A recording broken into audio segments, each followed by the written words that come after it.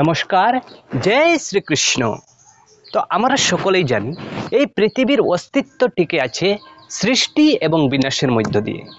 যা কিছু সৃষ্টি হচ্ছে তার বিনাশ অবশ্যম্ভাবী, তা বিনাশ হবেই। কিন্তু এই পৃথিবীতে এমন একটা জিনিস আছে যার কখনো বিনাশ হয় না, যা কখনো আগুনে পুড়ে না, শস্ত্র দিয়ে কাটা যায় না। তো এই জিনিসটা কি? এই জিনিস সম্পর্কে ভগবান শ্রীকৃষ্ণ শ্রীমদ্ ভগবদ গীতার ২য় অধ্যায়ের ২৩, ২৪, ২৫ এবং এর পরবর্তী আরও শ্লোকগুলিতে বর্ণনা করেছেন। তো আজকে আমরা শ্রীমদ্ ভগবদ গীতার এই ৩টা শ্লোক পড়ব, ২৩, ২৪ এবং ২৫। তো ভগবান শ্রীকৃষ্ণ বলেছেন, নৈনম ছিন্দন্তি শস্ত্রাণি নৈনম দহতি পাবকঃ ন চৈনম ক্লেদয়ন্তাপ ন শোষয়তি মারুতঃ। নৈনম ছিন্দন্তি শস্ত্রাণি, শস্ত্র দিয়ে ছেদন করা যায় না। নৈনম দহতি পাবকঃ, আগুন দিয়ে দহন হয় না।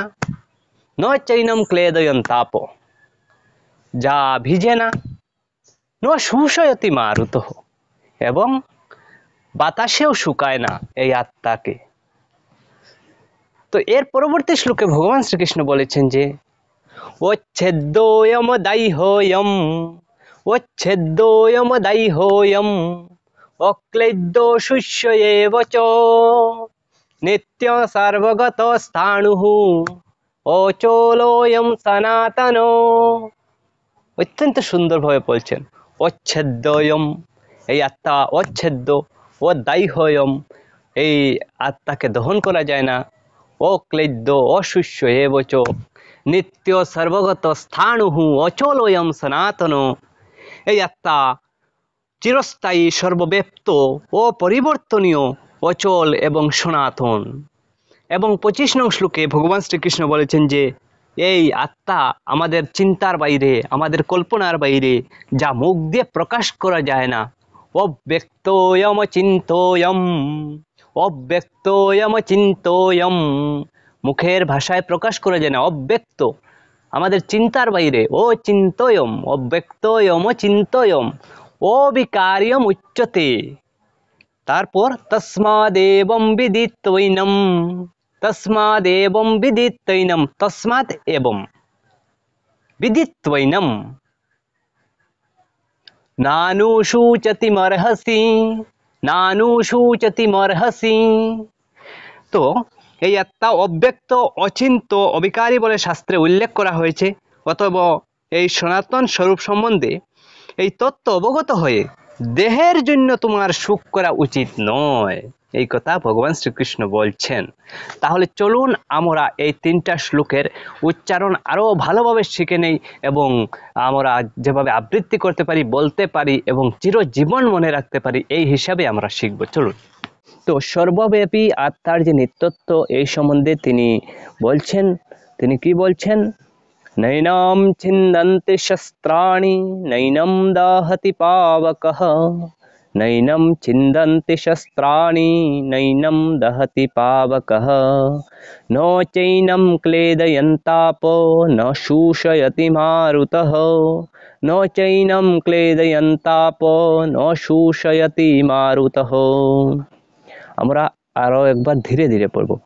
নৈনম ছিন্দন্তি শস্ত্রাণি নৈনম ছিন্দন্তি শস্ত্রাণি নৈনম দহতি পাবকঃ, নৈনম দহতি পাবকঃ ন চৈনম ক্লেদয়ন্ত্যাপ, ন চৈনম ক্লেদয়ন্ত্যাপ ন শোষয়তি মারুতঃ, ন শোষয়তি মারুতঃ।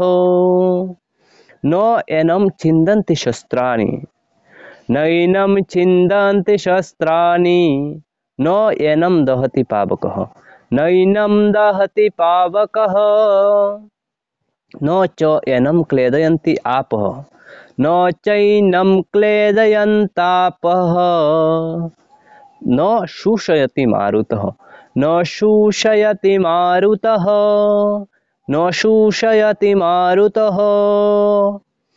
এই আত্মাকে শস্ত্রাদি কাটতে পারে না, অগ্নি একে দগ্ধ করতে পারে না, জল একে আর্দ্র করতে পারে না এবং বায়ু একে শুষ্ক করতে পারে না। এই আত্মার যে মাহাত্ম্য এটাই। তো এর পরবর্তী শ্লোক আমরা পড়ব।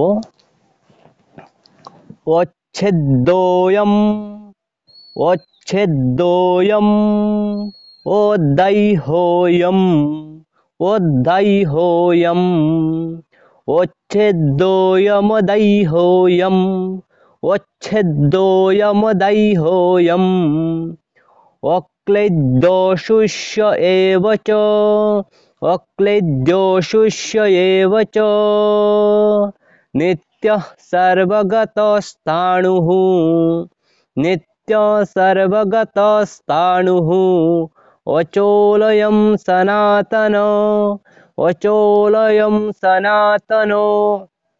তো এখানে আমরা যখন পড়ব তখন অচ্ছেদ্য যুগ অয়ম এভাবে পড়ব। এই মাত্রা ছাড়া হটি অরূপে উচ্চারিত হবে,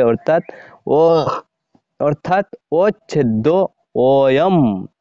এরপর এখানে মোর সাথে ও আছে, এই ওটা এখানে নিয়ে অদাইহোয়ম অদাইহোয়ম এভাবে হলো অচ্ছেদ্যোয়ম দাইহোয়ম। তারপর অক্লেদ্য অক্লেদ্য অক্লেদ্য অশুষ্য একসাথে অক্লেদ্যোশুষ্য এব চ।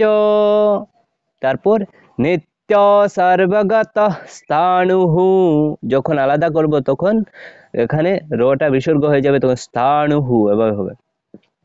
অচোলয়ম সনাতনঃ, তো এখানে দেখতে পাচ্ছি আমরা বিচ্ছেদ করা আছে।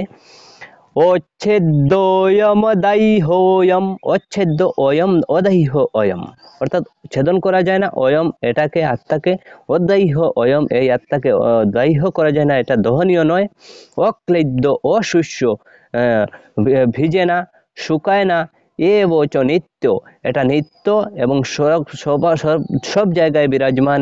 সর্বগত স্থাণুঃ অচল অয়ম সনাতন, এই কথা বলছেন। তো এই শ্লোকটির অর্থ দেখে নেই। এই আত্মা অচ্ছেদ্য, এই আত্মা অদাহ্য অক্লেদ্য ও নিঃসন্দেহেই অশুষ্য তথা এই আত্মা নিত্য, এই কথা তিনি বলছেন। এরপর তিনি সর্বব্যাপক ও চলায়মান, স্থাণুঃ স্থিতিশীল এবং এটি সনাতন, এই কথা বলছেন। তো এর পরবর্তী শ্লোক আমরা পড়ব। অব্যক্তোয়ম অব্যক্তোয়ম অচিন্তোয়ম অব্যক্তোয়ম চিন্তোয়ম অব্যক্তোয়ম চিন্তোয়ম অবিকার্যমুচ্যতে অবিকার্যমুচ্যতে তস্মাদ এবং বিদিত্তৈনম তস্মাদেবং বিদিত্তৈনম নানুশুচিতুমর্হসি নানুশুচিতুমর্হসি। অব্যক্ত অয়ম অচিন্ত অয়ম অবিকার্য অয়ম উচ্যতে তস্মাদ এবং বিদিত্বা এনম ন অনুসূচিতুম অর্হসি।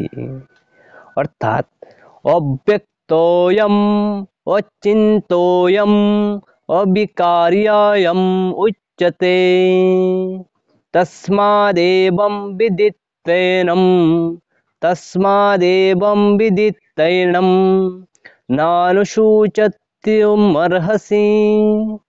তো এই শ্লোকটির অর্থ হলো, এই আত্মা অব্যক্ত অর্থাৎ ইন্দ্রিয়ের অগোচর, এই আত্মা অচিন্ত অর্থাৎ মনের অবিষয় এবং এই আত্মা বিকাররহিত অর্থাৎ অপরিবর্তনশীল এরূপ কথিত আছে।